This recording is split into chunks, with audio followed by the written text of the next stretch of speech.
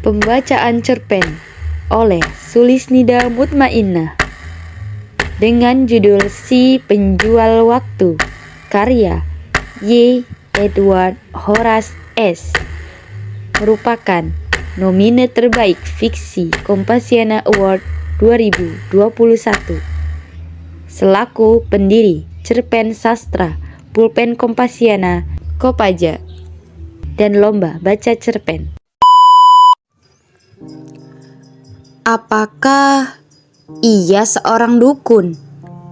Mungkinkah ia adalah cenayang? Atau tukang tenung? Pertanyaan-pertanyaan itu berkelebat dalam otak ketika saya melewati persimpangan jalan di pasar di kota itu dan melihat kerumunan orang yang saling berdesakan, riuh rendah sepanjang hari, menunggu seseorang datang, berdiri di dekat tiang listrik dan menjual sesuatu yang bagi saya terasa omong kosong. Saya pecinta logika. Benar-benar percaya segala sesuatu terjadi karena alasan yang masuk akal. Pertama kali saya datang ke kota ini, pindah karena urusan pekerjaan. Sungguh membuat saya heran.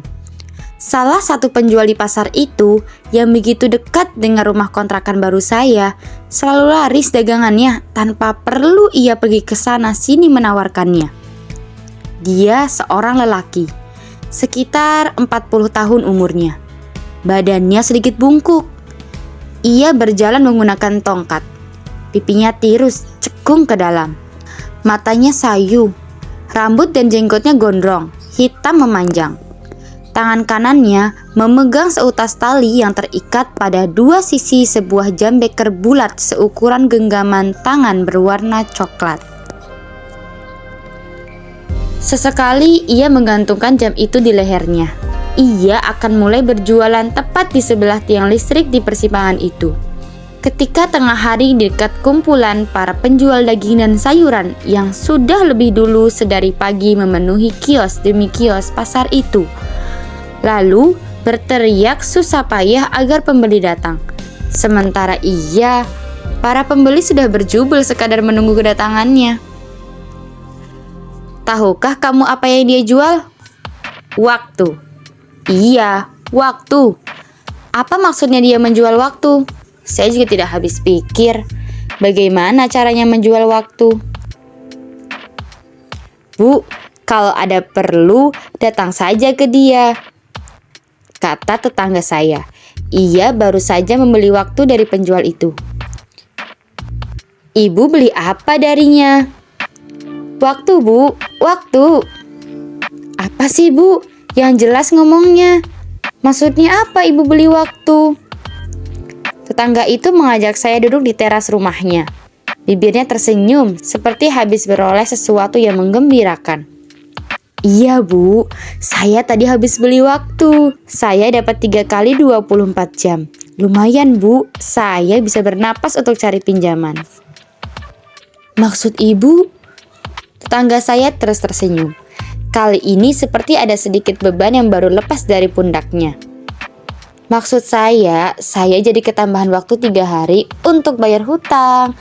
Seharusnya hari ini tukang tagih datang, tapi karena waktu yang saya beli, dia datang 3 hari kemudian. Saya menggaruk-garuk kepala, masih belum jelas masuk akalnya di mana. Jadi ibu beli waktu dari penjual itu, lalu ibu dapat waktu 3 hari. Tukang tagih utang tidak jadi datang hari ini, dan nanti hari ketiga baru ia nagih. Tetangga saya menganggukkan kepala. Bagaimana ceritanya? Tetangga saya tertawa. Ibu pasti heran karena baru di sini kan? Penjual itu sudah terkenal lama. Ia suka menjual waktu. Ketika ada orang beli, ia akan jual waktu dengan memutar jam pada jam bekernya ke arah kiri, sebanyak waktu yang dibeli. Lalu apa, Bu? Rasa penasaran saya bertambah. Saya ingin mencari masuk akalnya di mana. Lalu, sebagai bayarannya, pembeli harus janji. Ia harus menyediakan waktu yang lamanya sama dengan yang dibelinya untuk menolong orang. Bila tidak, maka kesialan akan datang. Jadi penjual itu tidak dapat uang maksudnya. Seperti itu, Bu. Saya betul-betul tidak habis pikir bagaimana bisa terhubung penjual itu dengan tukang tagih itu. Apa mereka kebetulan saudara? Waktu seperti apa yang dia jual? Kali ini seorang tetangga lain datang ke rumah saya. Sama seperti tetangga saya itu, raut wajahnya benar-benar berseri seusai membeli waktu. Bu, kalau ada masalah, ke penjual itu saja, Bu, katanya pada saya. Saya membuka pagar. Saya keluar dari rumah. Ibu habis beli waktu berapa lama? Untuk apa memang? Ibu itu merapikan dasternya. Ia mengelap kotoran dan debu. Seusai berdesakan dengan para pembeli. Saya dapat 2 hari, Bu. Lumayan. Saya masih bisa menghabiskan waktu dengan ibu saya. Kata suami saya yang di rumah sakit, ibu saya tidak jadi meninggal. Padahal baru beberapa detik sebelum saya beli waktu, napasnya tersenggal-senggal parah. Wajahnya betul-betul pucat, tangannya dingin. Saya bersyukur masih bisa punya waktu 2 hari untuk berbincang dengan ibu. Katanya perlahan sambil menitikkan air mata. Apa penjual itu tukang sihir? Bagaimana bisa? Setelah kemarin menunda kedatangan tukang tagih utang, sekarang menunda kematian orang. Siapa dia sebenarnya? Penjual waktu, Bu, penjual waktu, kata tetangga saya. Sepertinya dia mendengar gumam saya. Kepala saya makin pusing. Akhirnya, saya coba membuktikan sendiri kesaksian mereka. Kebetulan anak saya sedang sakit dan besok ada ulangan matematika. Sayang bila anak saya tidak bisa ikut. Mengikuti ulangan susulan adalah hal yang dibencinya karena berpikir seorang diri tanpa teman dan diawasi guru begitu menekan mentalnya. Saya pergi ke pasar itu. Beberapa orang masih berdesak-desakan. Salah seorang menjorokkan badan orang lain. Ada yang terjatuh mencium aspal. Siang itu begitu terik. Sinar matahari yang panas membara tidak menyurutkan semangat mereka. Sepertinya mereka punya banyak masalah. Beberapa perkataan mengandung umpatan. Minggir goblok, saya sudah datang duluan. Kamu yang antre goblok, saya dari tadi. Hehe, mundur kalian. Sekarang giliran saya. Daripada saya hancur seperti rempeyek dalam desakan mereka, lagi pula keringat mereka begitu apek. Saya memilih duduk di depan sebuah toko. Saya tunggu saja kerumunan itu berkurang. Saya sama sekali tidak bisa melihat si penjual itu, seperti sebutir gula di rubung ratusan semut. Senja mulai datang. Saya lihat sudah sepi. Saya mendekati penjual itu. Sore, Pak, masih ada jualannya? Bapak penjual itu tidak menjawab. Ia mengambil sebotol air mineral besar, lalu menengguknya cepat seperti kehausan. Ya, memang wajar. Dia begitu lelah. Keringat beleleran di bajunya. Handuk di pundaknya basah kuyup. Topinya lembab. Ada, Bu. Tapi tinggal 1 hari. Ibu mau? Katanya menawarkan. Saya mengiyakan. Boleh, Pak. 1 hari cukup. Anak saya lusa pasti sudah sembuh. Bapak itu lalu memutar jarum jam di jam bekernya. Saya melihat dengan cermat. Dia memutar jarum jam itu 24 kali. Sampai jarum pendek dan panjangnya bersentuhan tepat dan kembali di angka 12. Sudah ya, Bu. Ibu sudah dapat sehari dari saya, katanya. Jangan lupa, Ibu harus memberikan sehari pula untuk membantu orang lain. Bila tidak, anak Ibu akan sakit lagi. Baik, Pak, baik. Saya memutuskan untuk menurutinya. Yang penting, anak saya bisa ikut ujian. Benar saja, meskipun tidak masuk akal, apakah ini sebuah kebetulan? Rasa-rasanya semakin menjadi tidak. Karena sudah banyak kesaksian saya dengar, bahkan saya sendiri mengalaminya. Keesokan hari, guru matematika itu menunda ulangan. Lusa, ulangan digelar dan anak saya bisa mengikutinya. Saya harus membuang logika jauh-jauh atas bapak penjual itu. Saya memutuskan percaya karena telah mengalaminya.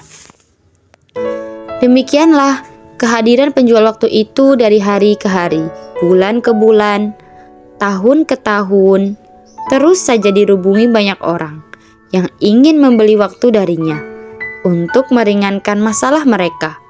Sesekali penjual itu menyampaikan nasihat seperti orang pintar. Banyak yang mendengarkannya. Akhir-akhir ini, persimpangan jalan itu mendadak sepi. Debu berterbangan dalam desau angin menyerahkan sampah-sampah plastik yang dibuang begitu saja oleh para penjual di pasar. Tidak ada kerumunan. Tiang listrik itu terlihat jelas. Bagian bawahnya basah. Seekor anjing habis kencing di sana. Penjual waktu itu tidak tampak. Warga tidak ada yang tahu mengapa ia tidak keluar rumah. Ia hanya menitip pesan, tidak ingin diganggu. Dalam rumah, ia tergeletak lemah di atas kasur jembelnya. Ia sadar semua itu akan terjadi. Ia tidak menyesal ketika itu terjadi. Sesekali ia bangkit dari tidur, duduk di atas kursi sambil menepuk-nepuk dada. Ia merasa bangga waktu yang dia punya sudah diberikan untuk menolong orang lain. Ia juga bangga berhasil beranjak keluar dari penyesalan-penyesalan masa lalu. Saat dimana ia menggunakan waktu untuk mabuk-mabukan bersama teman-temannya semasa muda. Kemudian pergi ke bar dan main perempuan sampai menyentuh obat-obatan terlarang. Karena itu pula beberapa waktu terpaksa ia gunakan untuk mencari akal, mengelabui orang tua dan menghabisi hartanya. Bila tidak cukup, sampai mencuri uang tetangga. Benar-benar menyusahkan hidupnya. Waktu-waktu itu merupakan waktu-waktu yang menyedihkan baginya. Hanya berpikir tentang diri sendiri, tanpa berusaha menyenangkan orang di sekitarnya. Waktu-waktu yang dia jual kepada orang adalah sisa-sisa waktu dari hidupnya, yang ia tahu pasti berkurang. Ia tidak ingin sisa-sisa waktu itu sia-sia, dan sekarang dalam sisa waktunya yang tinggal sedikit itu, ia ingin betul-betul menikmatinya, merenungi dan mati berdua bersamanya. Betapa ia tidak ingin merepotkan orang-orang. Jakarta, 7 April 2021.